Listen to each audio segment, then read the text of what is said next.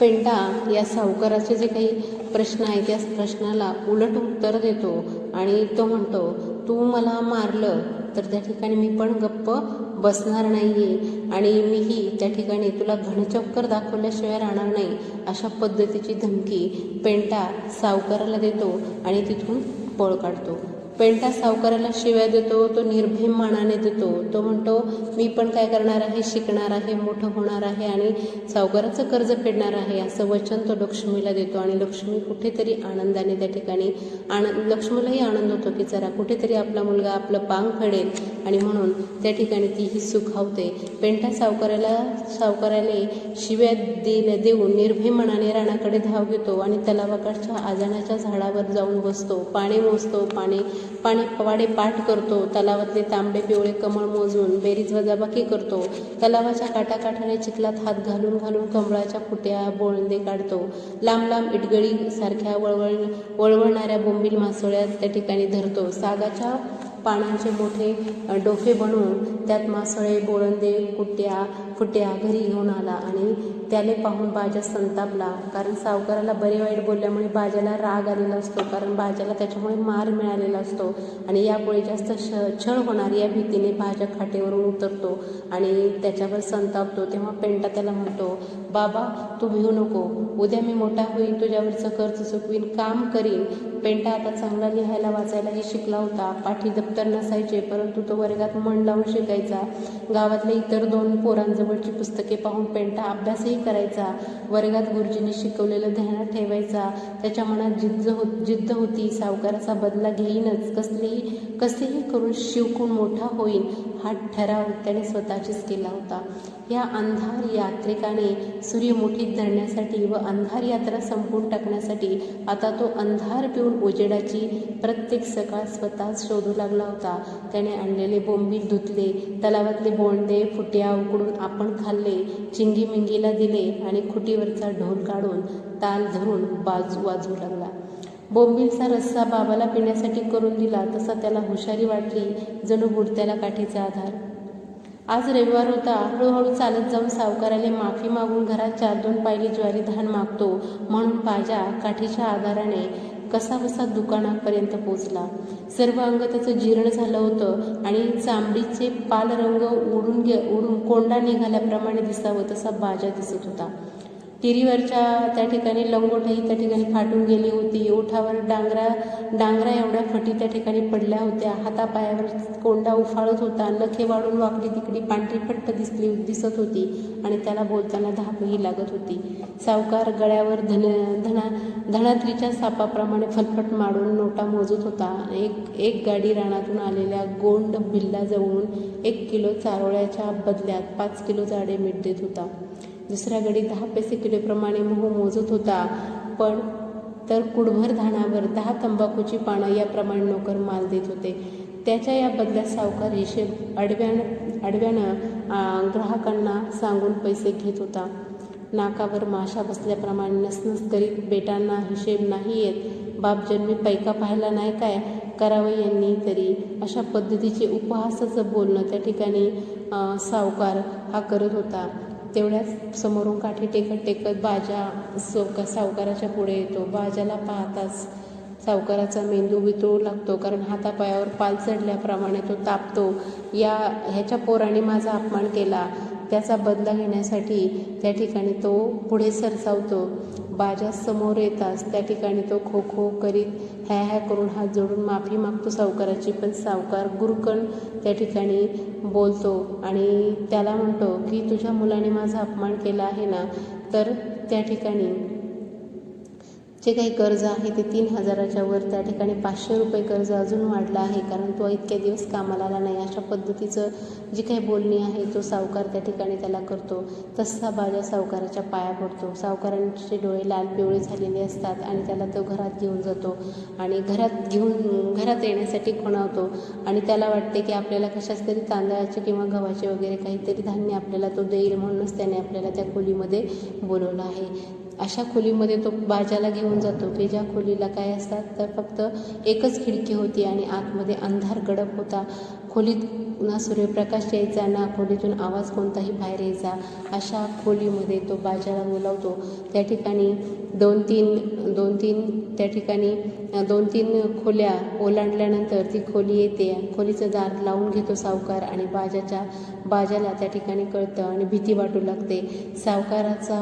सावकाराच्या पाया पडून केविलवाणी पडून तो क्षमा मागू लागतो, जीवदान मागू लागतो. परंतु सावकाराच्या मस्तकात चढलेला क्रोधाग्नी त्याची ज्वाला भडकून सावकार वेडा होत झालेला असतो आणि तो दना 10-5 गुद्दे त्याच्या छातीवर मारतो, पोटावर मारतो, लाथा मारतो. त्या ठिकाणी वाळल्या मुळीसारखा त्याला उचलून भाडकन खाली आदळतो. त्या सरशी तो गलित गात्र जीव पाखरासारखा फडफडतो. नाकातंडातून रक्त यायला लागतो. केविलवाण्या तोंडाने तो पाणी मागतो, परंतु त्या ठिकाणी त्याला पाणी मिळत नाही. गरगर डोळे फिरायला लागतात आणि बाजा कायमचाच मुका होतो आणि त्या ठिकाणी त्याचा जीव जातो. हे त्या सावकाराला कळतसुद्धा नाही की कधी त्याचा जीव गेला आहे. मग हे सगळं पाहिल्यानंतर सावकार आपले कपडे आवरतो आणि पटकन तो बाहेर येतो. तो मुका बाजा आत जात असताना फकीराने रागुणी बघितलेला असतो आणि त्याच्या मनात सुद्धा त्या ठिकाणी पाल चुकलेली असते, परंतु ते काहीही बोलत नाही. ते फक्त शांत राहतात. दिवस मावळतो तरी लक्ष्मी घरी येते. त्या ठिकाणी घरी येते आणि पाहते तर आपला बाजा घरी नसतो. बाजा घरी नसल्यामुळे त्या ठिकाणी ती चिंतेत पडते की बाजा कुठे गेला आहे आणि त्या ठिकाणी कुठं गेला बाप मालकाकडे जातो. 2-4 पायरी धान मागतो. चिंगी पाण्याची कळगी ठेवत म्हणाली, कारण चिंगी घरी असते आणि तिला माहिती असतं की आपला बाप कुठं गेलेला आहे. आणि पेंटा शेजारच्या धरून आणलेली कानकुंडे मोहात टाकून उकडण्याकरता जाळ पेटवत असतो आणि आईला म्हणतो की माय कांदे उकडून भूक लागली तोवर बाप येईल, आपण खाऊ, अशा पद्धतीचं बोलणं त्याचं चाललेलं असतं. परंतु बराच वेळ होतो तरी 8-9-10 वाजतात तरी बाजा येत नसतो. त्यावेळेस त्या ठिकाणी सावकाराचं घर पाड्यापासून 1 किलोमीटर अंतरावर असतं आणि अजून कसा बाजा आला नाही म्हणून लक्ष्मीला काळजी वाटत असते. आणि मग त्या ठिकाणी पेंटा येतो, म्या तुम्ही झोपा म्हणत झोपाट सरकवून त्या अंधारात कशाची पर्वा न करता झपाझप पावलं टाकी सावकाराच्या वाड्यावर पोचते आणि सावकार झोपड्यावर झोके घेत असतो.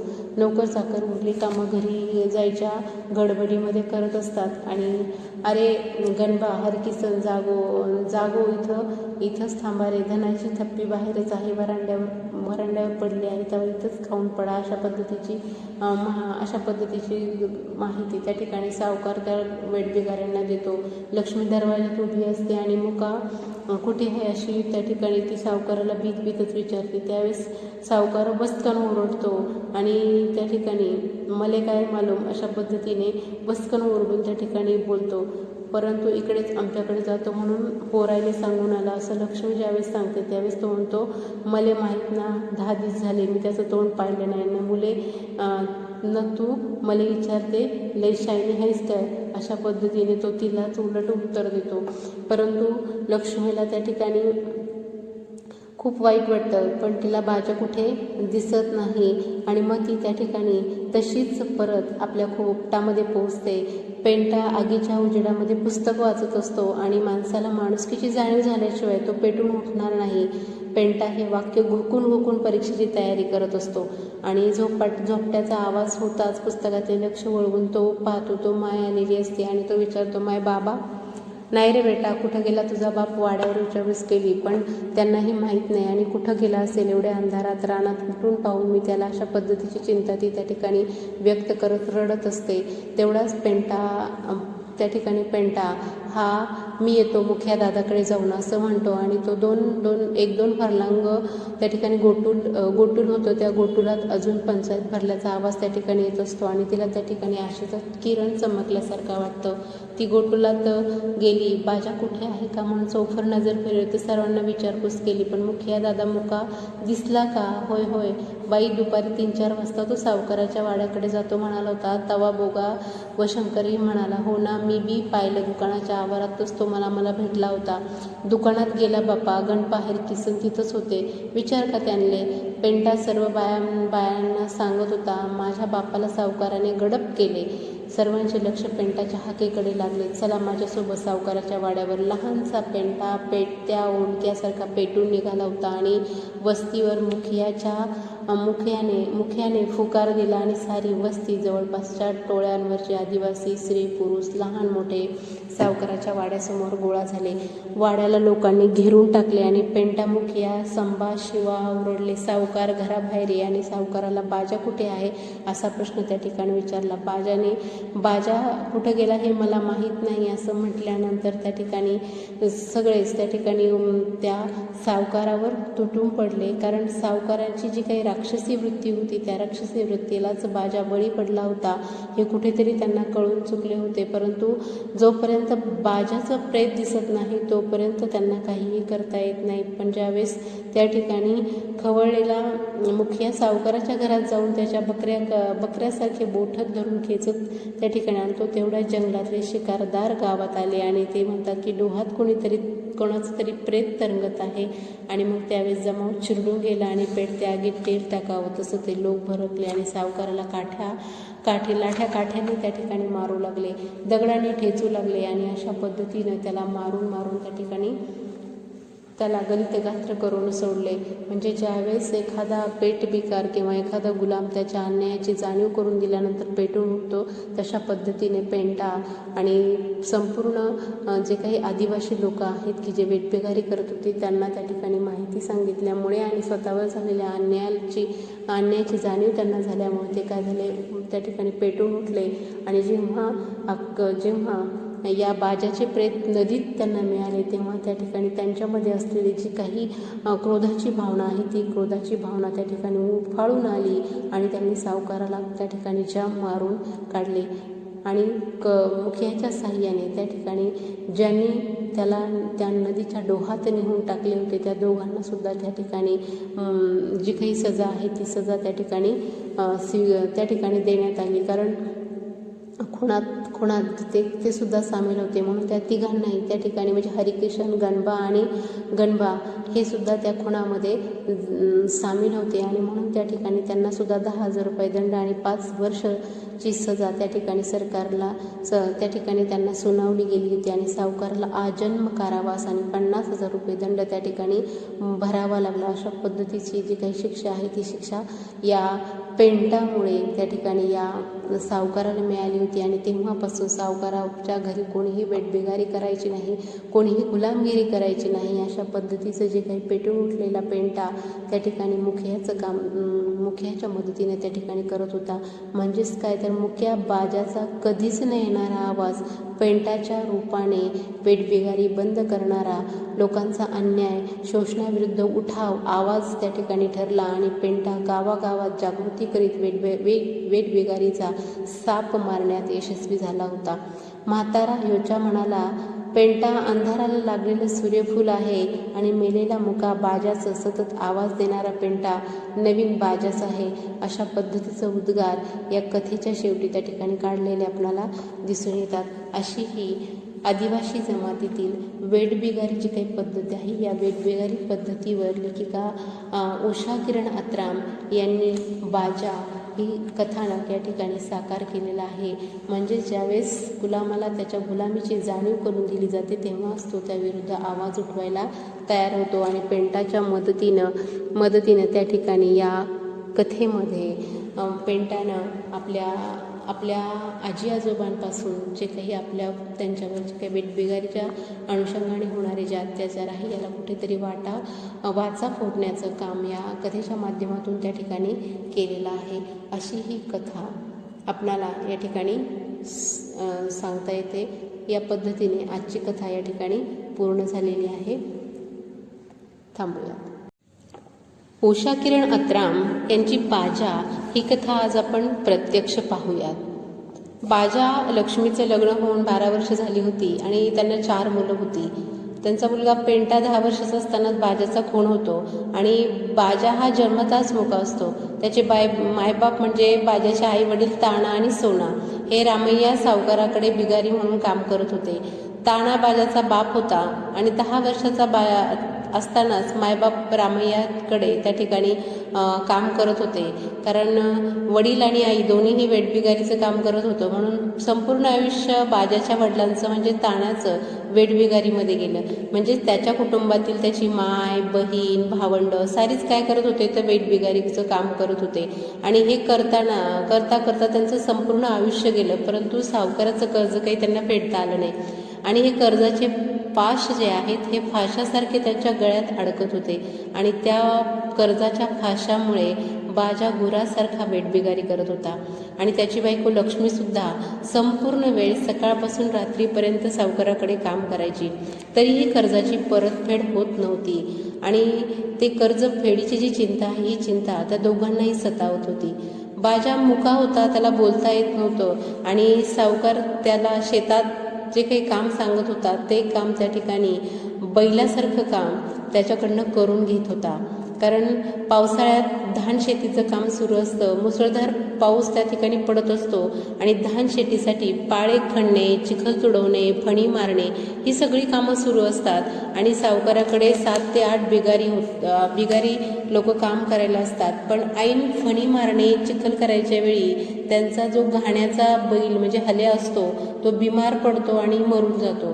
आणि मग हरकिसन दुसऱ्या वेठबिगाऱ्याची मागणी सावकाराला करतो, पण सावकार त्या ठिकाणी हल्ल्या मेला नांगर कसा फिरू असं ज्यावेळेस तो हरिकिशन सावकाराला म्हणतो, त्यावेळेस त्या ठिकाणी सावकार चिडतो. तुला सांगताना लाज नाही वाटत? आता वेळेवर रोवणं नाही झाली तर सर्व बिगारांना जिवंत पुरीन असा दंड त्या ठिकाणी अशा मोठ्या दंडम आवाजामध्ये तो त्यांना दम भरतो. आणि बाजा 10-12 दिवसापासून सकाळपासून रात्रीपर्यंत चिखलात फणी मारण्याचं काम करत असतो. आणि ते काम करत असताना त्याचं सर्व अंग चिखलानं त्या ठिकाणी माखलेलं असतं. आणि त्यातून त्याची जी काही हाडकुळी शरीरयष्टी असती त्या हाडाचं हाड मागून चांबडी तेवढं पाल, हाडावर पांघरलेलं त्याचं शरीर, खोल खोप्यासारखे निस्तेज थकलेले त्याचे डोळे, गालाचे हाड वर येऊन गाल खोल गेलेले, हसला की टिक 2 दात त्या हाडकुळ्या चेहऱ्यात चमकायचे, अंधारात काजवा चमकावत तसं. आणि ते डोक्यावरचे राठ भुरके केस बांबूच्या मुळ्यासारखे ताठ उभे, अंगावर वीटभर लंगोट ठिगळ लावल्याप्रमाणे. ऊन असो पाऊस असो अंगभर कपडे कधी त्या बाजाला मिळालेच नाही. आणि सावकाराच्या घरचेच वर्षाकाठी 1-2 जुनी सावकाराची धोत्र, एक नवीन धोतर, एक बंडी, एक पंचा, आणि लक्ष्मीला 2 जनता साड्या, 2 पोलके, बिडी काढीसाठी 10 रुपये आणि धांधून पायली 4 पायल्या मिळायचं. अशा पद्धतीचं काम केल्यानंतरचा मोबदला सावकाराकडून बाजाला मिळत असतो. आणि मग एकावेळी सावकाराचं वर्षाचं धान्य पैसे द्यायचे नाहीत, पण 2 पायली, 4 पायली, 2 रुपये, सणासुदीला तांदूळ, ज्वारी, गूळ, एखादं औषध सावकार थोडंसं द्यायचा. आणि तो मुका बिचारा बाजा काही न बोलायचा, फक्त तोंडाने हॅ करीत हातवारे करून आपले म्हणणे गाराणे त्या सावकारापुढे मांडायचा. पण सावकार म्हणायचा चुब्बे म्हणत त्याच्या कानपडात एक झापड मारून द्यायचा. कामामध्ये कमी जास्त झालं तर बाजाची खैर नसायची, ढोलक्याप्रमाणे तो कधीही त्याची पाठ बजवायचा. पाठीवरचा हल्या मेला आणि मुक्याला म्हणजेच बाजाला अवताला झुपले. आणि त्या बाजाने त्या ठिकाणी अवताचं झुपलेल्या बैल्याने त्या पद्धतीनं झुपलेल्या बैलाला जसं काम करावं लागतं तसं काम बाजाला त्या ठिकाणी करावं लागत होतं. त्या उपाशी पोटी त्या चिखलामध्ये त्या ठिकाणी पाय उचलून चालणं आणि तो नांगराचा बैल जसा नांगर ओढतो तसं तो नांगर ओढणं. मग त्यामध्ये मोठ्या मांड्यांपर्यंत चिखलात मोठमोठ्या जळवा, किडे, गोंबा, वरून पाऊस पडत असायचा, वीटभर लंगोट त्या ठिकाणी त्याच्या अंगाला होती. आणि सर्वात वरच्या पावसानं तो भिजत होता. म्हणजे वाळल्या बाबळीच्या खोडाप्रमाणे त्याचे हाडकं शरीर बैलाप्रमाणे कंबर वाकून मानेवर जू घेऊन दोन्ही हाताने जुवाचे ओझे पेलत बैलाच्या बरोबरीने कडक मातीचे ढेकळं त्या ठिकाणी तो तुडवत होता. आणि मग त्या चिखलात त्याला काटे मोडायचे, पायाला जळवा चिटकायच्या, आतल्या आत रक्त प्यायच्या त्या जळवा, कारण अंगावरचे किडे धावायचे, माशा डास चावायच्या आणि धोधो पाणी पडत. केवळ शरीरातील उष्णता बाजा शरीरातील उष्णतेमुळे नांगर ओढत होता. दुपारी 2-3 वाजता गोळाभर भात त्याला मिळायचा आणि लहान गंजभर पातळ धुण्यासारखी आंबील, मिठाचा खडा, 2 लाल मिरच्या असं त्याचं जेवण असायचं. आणि पुन्हा नांगरट सुरू. म्हणजे सकाळपासून ते दुपारपर्यंत एवढं त्या ठिकाणी त्या हल्ल्यासारखं काम करून त्याला जेवणात फक्त काय मिळत होतं तर 2-3 वाजता गोळाभर भात त्याला मिळायचा आणि लहान गंजभर पातळ धुण्यासारखी आंबील आणि मिठाचा खडा, 2 लाल मिरच्या असं साधं जेवण त्या ठिकाणी त्याला मिळायचं. पोटाला एवढी भूक लागायची, एवढं कष्ट तो करायचा, परंतु जेवणसुद्धा त्याला मिळत नसायचं. संध्याकाळी दिवे लागण झाली तर मानेवरचं झूक खाली यायचं आणि मुका, बाजा, कंबर, खांदे, मान त्यावेळेस त्या कामाने त्याचं बदूर होऊन जायचं. त्या वेदना त्याला असह्य व्हायच्या. शरीरातल्या थकवा आणि पोटातील भुकेचा काहूर त्याला अस्वस्थ करून टाकायचा. त्याचा तो हडकुळा भुकेला जीव, दिवसभर पाऊस प्यालेलं त्याचं शरीर विश्रांतीसाठी तळमळू लागायचं. तो थरथरू लागायचा. औस सोडून मार्काच्या घरी येताच बैलांना हल्ल्यांना चारा टाकायचं काम त्यालाच करावं लागायचं. पुन्हा दिवे लावणं, खाटा टाकणं, दुकानात तांदळाची पोते नेणं, दुकानातील तेलाचे पिंपे, गोळाचे पोते कोठी घरात आणून ठेवणं, आलेलं धान्य भरून ठेवणं, असली सगळी कामे तो मुकाट्याने करायचा. सावकाराला हॅन हातवारे करून बाजा सांगू लागला तसे दिवसभर मानेवर झूक घेऊन नांगर ओढला. उद्या मला जमणार नाही असं ज्यावेळेस तो सावकाराला म्हणाला त्यावेळेस सावकार त्याच्यावर कुत्र्यासारखा अंगावर धावत आला आणि म्हणालं, काम झालं? काम करायला नेट वाटते? काय न थकला बे? एवढं माझं कर्ज तुझ्या बापाने खंडवलंय नाही आणि तू आता कामचोर मजूरपणा करतोस? बाजारात नेऊन इकून टाकीन. चुपचाप नवा हल्ल्या येईपर्यंत, माझे रवणे होईपर्यंत तूच नांगर ओढायचा. म्हणजे जास्त तोंड चालवशील तर चापकानं फोडून काढील, अशा पद्धतीची धमकी सावकार बाजाला द्यायचा. लक्ष्मीसुद्धा खरकटे भांडे घासता घासता आपल्या नवऱ्याचा जो काही अपमान आहे तो अपमान त्या ठिकाणी ऐकायची आणि त्या ठिकाणी ते दुःख काळजात तसंच साठवून ठेवायची. सावकार विकून टाकील, चापकानं मारील, कुठं जीव पळून जाईल, तिथूनही सावकार आपल्याला शोधून काढील आणि दावणीच्या बैलासारखं त्या ठिकाणी आपल्याला मारील, अशा पद्धतीची भीती त्या ठिकाणी त्यांना होती. आणि म्हणून ते फक्त गप्पच होते. 8-10 दिवस मोठ्या बळाने त्याने बाजाने नांगर ओढायचं काम केलं. नांगर ओढला, ओढून त्याच्या शरीरात ताप भरला. तापानं फणफणू लागलं आणि म्हणून शरीरात होते नव्हते तेवढं रक्त आटून तो हडकुळा देह सडकाडीसारखा वाळून करपून गेला होता. डोळे खोलखोल डोळ्यासारखे निर्जन आणि निश्चित बुबुळ काय ते आत फिरायचे. थंडी पावसानं त्याची छाती दुखून तो खोकत होता. चालताना त्याचे शरीर झोकांड्या खायचे. त्याचे खोल डोळे गप्प बसून जायचे. डोक्यात वादळ भरल्यासारखं वाटून त्याची भोवती पृथ्वीच फिरत होती असं त्याला वाटायचं. ताप खूप भरला म्हणून संध्याकाळी सावकारानं घरून येताना मालकिनीला गूळ मागितला. तेव्हा 2 बट्टी गूळ, चहाची पूड आणि 2 रुपयाची त्या ठिकाणी ती होती आणि 2 पायली सरीचे तांदूळ, पायलीभर जाडे मीठ 32 रुपये होते. ते 32 रुपये आज एका दिवशीच हिशोब सावकाराने त्या ठिकाणी लिहून ठेवला होता. आणि असं हे जे काही सामान आहे ते सामान घेऊन लक्ष्मी घरी येते. नवरा बायकोला त्या ठिकाणी ज्या खोपटात राहतात त्या खोपटामध्ये पेंटा, चिंगी, मेंगी त्या ठिकाणी जाळ पेटून मायबापाची वाट पाहत असतात. बापाला ताप आलेला असतो, मग त्याला उद्याला कामाला जाऊ देऊ नको अशा पद्धतीने लहानसा पेंटा आईला सांगतो आणि बाप पण ह्या करीत कसनुसे करून बाजा म्हणतो, हातवारी करतो आणि तो म्हणतो की मोठा खरा माणूस आहे तो, मला जावंच लागेल, नाहीतर तो आपल्याला त्या ठिकाणी जी काही धमकी दिलेली आहे ती धमकी पुन्हा बोलून दाखवतो. आणि मुक्का बाजा त्या सगळ्या जे काही दुःख आहे ते दुःख त्या ठिकाणी सहन करत असतो. आणि सावकारांनी जे काही आपल्याला राबवून घेतलेलं असतं, गुरासारखं राबवून घेतलेलं असतो आणि त्या कष्टाची किंमत ज्या पद्धतीने ठरवली जात नाही आणि ती किंमत न ठरवल्यामुळे कर्जाचा डोंगर असाच वाढत जातो आणि मग या कर्जाच्या डोंगरातून आपण कधीही सुटणार नाही अशा पद्धतीची जी काही भावना आहे ती भावना बाजाची होती.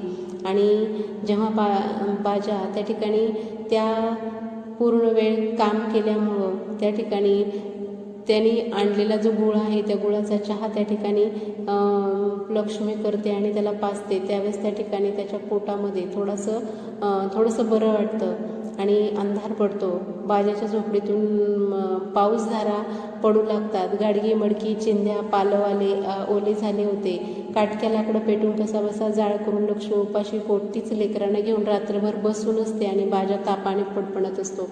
पावसामुळे गोमा विंचू बेडूक शेंबड्याही खोपटात शिरल्या होत्या. पहाटेचा कोंबडा आरवला. लक्ष्मी पोरांना घेऊन बसून होती आणि तेवढ्यात अंगणाचं झोपाड सरकवीत तावातावाने सावकाराने हाक मारली. अरे मोक्या, कामावर नाही आला अजून? दिवस कासराभर आलाय का? दंडात जायचं. रोवण्यासाठी पारेगान वाण्यार न्यायचं हाय आणि तू अजून खाटावर हाय निजून. बाप तापात बुडून होता. लक्ष्मी फाटका पदर नीट करत दारात येत म्हणाली, लय तापण हायत हो, पोटात दुखतंय त्याच्या, भीतभीत म्हणाली आणि तोंड केविलानं केलं. आणि हे सगळं उत्तर ऐकून त्या ठिकाणी सावकाराला खूप राग आला आणि तो म्हणाला, काय पोट दुखते त्याचं की तुहीच दुखवते. लाल पांढरे कावे काढत नागपुड्या फेंगारून निर्लज्ज हातवारी करीत ओरडला आणि त्याचे बेशरमपणाचे बोलणे ऐकून तीही गप्पच राहिली. त्या ठिकाणी बिगार कर्ज 2,000 रुपये झालं आणि आजचे रोजी 100 रुपये दंड धरून समजलं तर खंडवा डुकरीच्यानो, पिढ्यानपिढ्या तुम्हाला अकला नाही. जनावराच्या अवलादांनो, तुहा आजा गेला, बाप गेला, आता तुही मर, असं आमचं ऋण खणता नाही पाप्यांनो. आता तुहे पोरं हायसे त्याला बी पाठव बिगारीवरच. वतनदारींचं बेट जसं लवकर कामावर येत नाही तो ह्या सालट्या वाळू घालीन ह. अशा पद्धतीची धमकी त्या सावकार त्या ठिकाणी देतो आणि ही सगळी धमकी त्या शिव्या हे सगळं त्या ठिकाणी देतो. आणि हे सगळं ऐकून त्या ठिकाणी ऐकून त्या ठिकाणी पेंटाला सुद्धा त्या ठिकाणी खूप राग येतो. आणि पेंटा त्या ठिकाणी ज्यावेळेस तो म्हणतो की तुला जमत नाही पण तुझ्या पोरांना पाठव, तुझ्या पोराला सुद्धा काय करू आपण, वेठबिगारीचं काम त्या ठिकाणी करायला लावेल आणि माझं कर्ज मी फेडून घेईल, अशा पद्धतीची धमकी त्या ठिकाणी देतो. परंतु त्या सगळ्याला त्या ठिकाणी पेंटा विरोध करतो त्यावेळेस विरोध करतो आणि त्या ठिकाणी बोलतो की तुम्ही माझ्या वडिलांना त्रास दिला आहे, तो त्रास तुम्ही मला देऊ शकत नाही. आणि तो त्याला उलटा बोलल्यामुळे सावकार त्याच्यावर चिडतो, पण सावकार चिडून त्याच्या अंगावर धावून येऊस्तोवर तो रानामध्ये पळून जातो. अशा पद्धतीचे जे काही कथानक आहे ते कथानक आपल्याला या बाजाचं त्या ठिकाणी सांगता येतं. जो काही राहिलेला भाग आहे पुढील तो आपण पुढच्या व्हिडिओमध्ये पाहूया. ठीक आहे, थांबूया.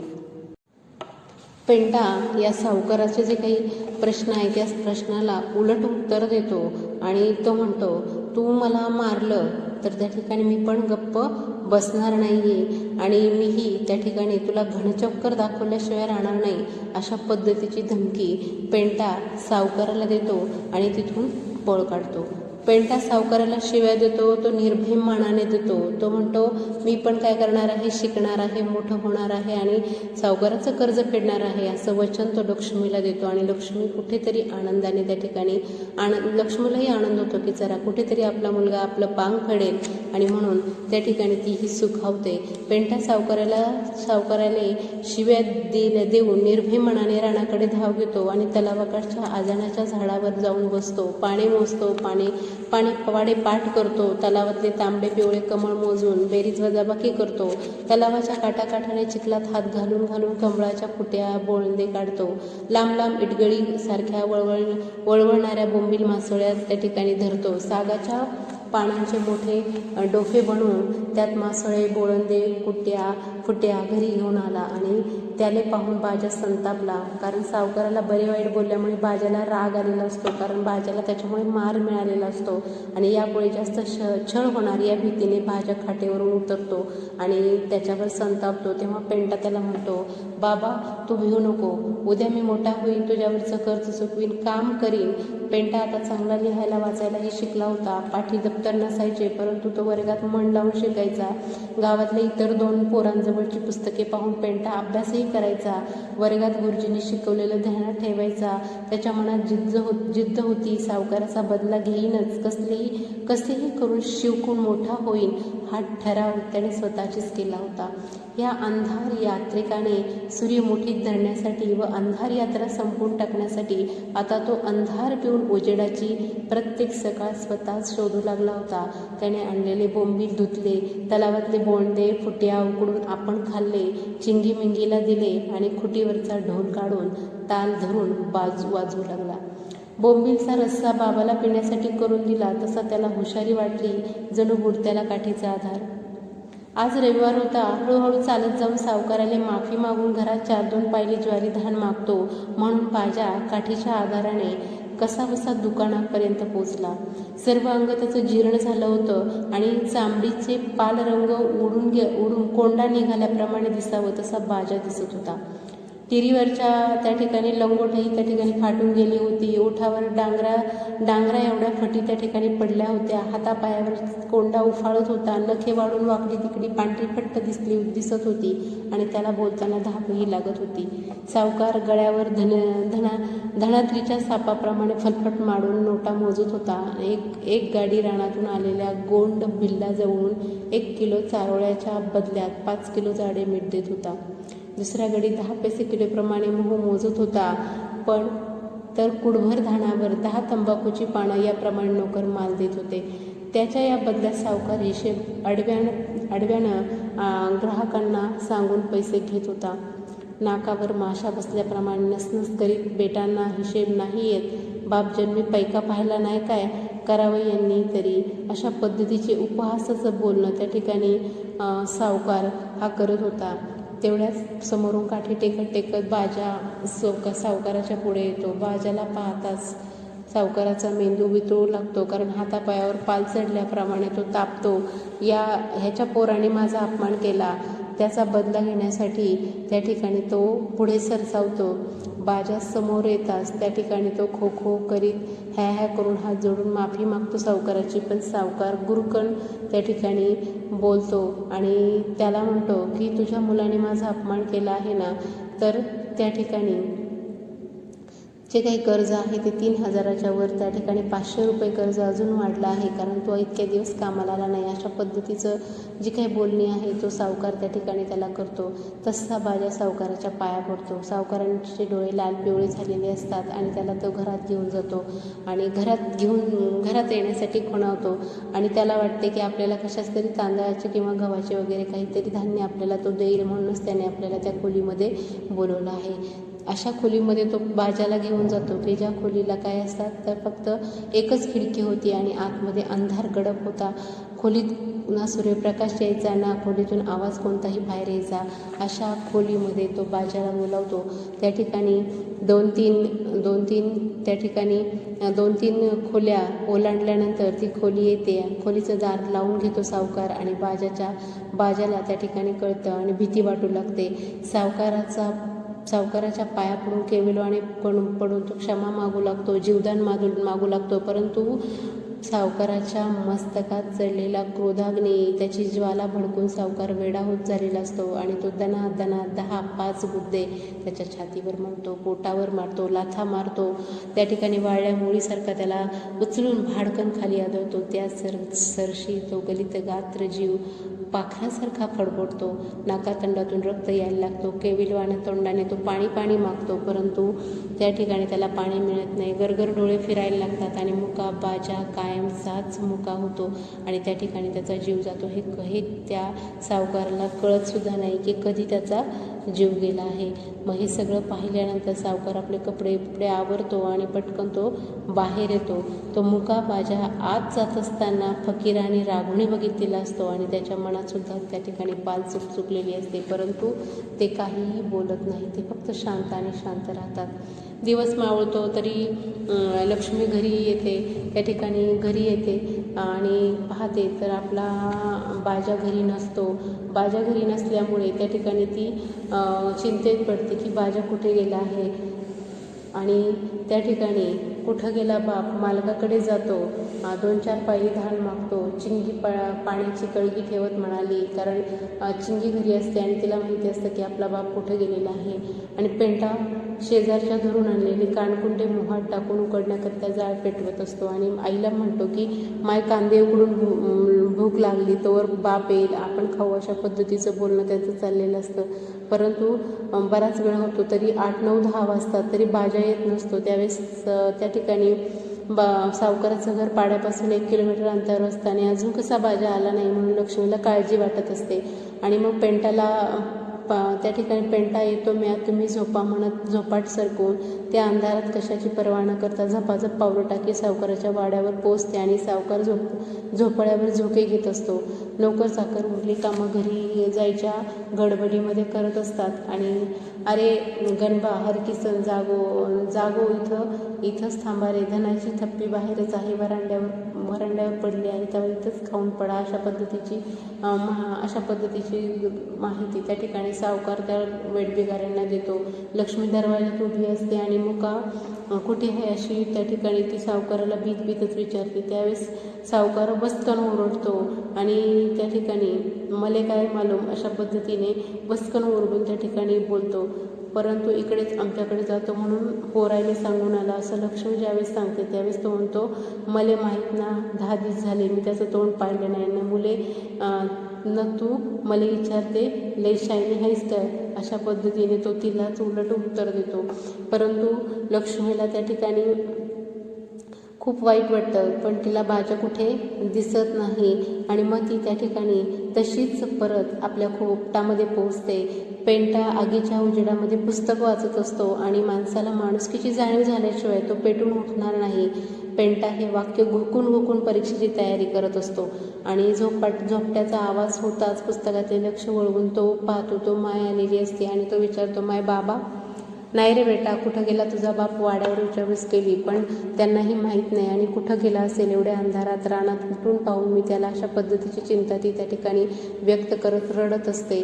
तेवढाच त्या ठिकाणी पेंटा हा मी येतो मुखिया दादाकडे जाऊन असं म्हणतो आणि तो 1-2 फरलांग त्या ठिकाणी गोटूल होतो. त्या गोटुलात अजून पंचायत भरल्याचा आवाज त्या ठिकाणी येत असतो आणि तिला त्या ठिकाणी आशेचा किरण चमकल्यासारखं वाटतं.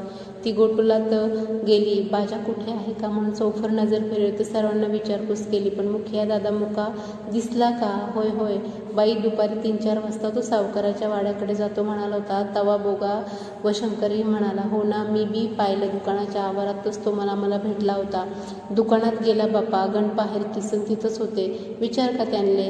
पेंटा सर्व बायांना सांगत होता, माझ्या बापाला सावकाराने गडप केले. सर्वांचे लक्ष पेंटाच्या हाकेकडे लागले. चला माझ्यासोबत. सावकाराच्या वाड्यावर लहानसा पेंटा पेटत्या ओंडक्यासारखा पेटून निघाला होता आणि वस्तीवर मुखियाने फुकार दिला आणि सारी वस्ती, जवळपासच्या टोळ्यांवरचे आदिवासी, स्त्री पुरुष, लहान मोठे सावकाराच्या वाड्यासमोर गोळा झाले. वाड्याला लोकांनी घेरून टाकले आणि पेंटा मुखिया संभा शिवा ओरडले, सावकार घराबाहेर ये. आणि सावकाराला बाजा कुठे आहे असा प्रश्न त्या ठिकाणी विचारला.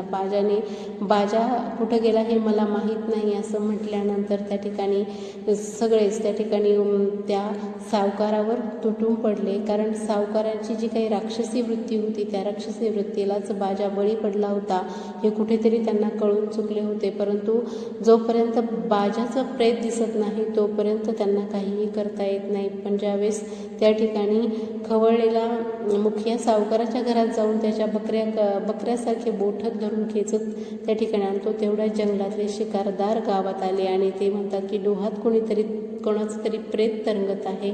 आणि मग त्यावेळेस जमाव चिरडून गेला आणि पेटत्या आगीत तेल टाकावं तसं ते लोक भरकले आणि सावकाराला लाठ्याने त्या ठिकाणी मारू लागले, दगडाने ठेचू लागले आणि अशा पद्धतीनं त्याला मारून त्या ठिकाणी त्याला गलितगात्र करून सोडले.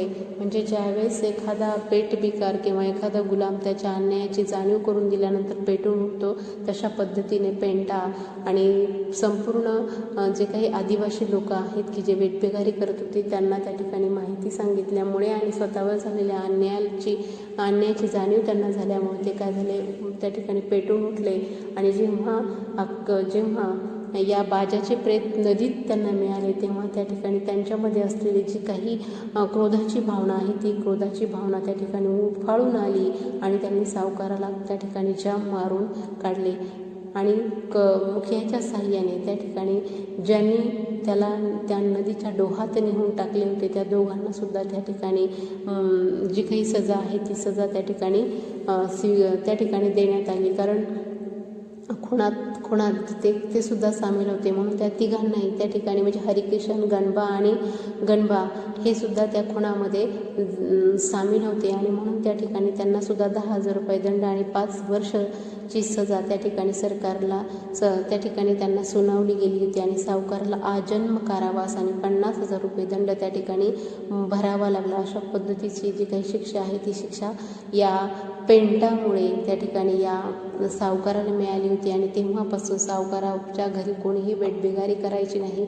कोणीही गुलामगिरी करायची नाही. अशा पद्धतीचं जे काही पेटून उठलेला पेंटा त्या ठिकाणी मुखियाचं काम मुखियाच्या मदतीने त्या ठिकाणी करत होता. म्हणजेच काय तर मुखिया बाजाचा कधीच न येणारा आवाज पेंटाच्या रूपाने वेठबिगारी बंद करणारा, लोकांचा अन्याय शोषणाविरुद्ध उठाव आवाज त्या ठिकाणी ठरला आणि पेंटा गावागावात जागृती करीत वेठबिगारीचा साप मारण्यात यशस्वी झाला होता. म्हातारा ह्योच्या म्हणाला, पेंटा अंधाराला लागलेलं सूर्यफूल आहे आणि मेलेला मुका बाजाचं सतत आवाज देणारा पेंटा नवीन बाजाच आहे. अशा पद्धतीचं उद्गार या कथेच्या शेवटी त्या ठिकाणी काढलेले आपल्याला दिसून येतात. अशी ही आदिवासी जमातीतील वेठबिगारी जी काही पद्धती आहे या वेठबिगारी पद्धतीवर लेखिका उषा किरण आत्राम यांनी बाजा ही कथानक या ठिकाणी साकार केलेला आहे. म्हणजे ज्यावेळेस गुलामाला त्याच्या गुलामीची जाणीव करून दिली जाते तेव्हाच तो त्याविरुद्ध आवाज उठवायला तयार होतो आणि पेंटाच्या मदतीनं त्या ठिकाणी या कथेमध्ये पेंटानं आपल्या आजी आजोबांपासून जे काही त्यांच्यावर जे काही वेठबिगारीच्या अनुषंगाने होणारे जे अत्याचार आहे याला कुठेतरी वाचा फोडण्याचं काम या कथेच्या माध्यमातून त्या ठिकाणी केलेलं आहे. अशी ही कथा आपणाला या ठिकाणी सांगता येते. या पद्धतीने आजची कथा या ठिकाणी पूर्ण झालेली आहे. थांबूया.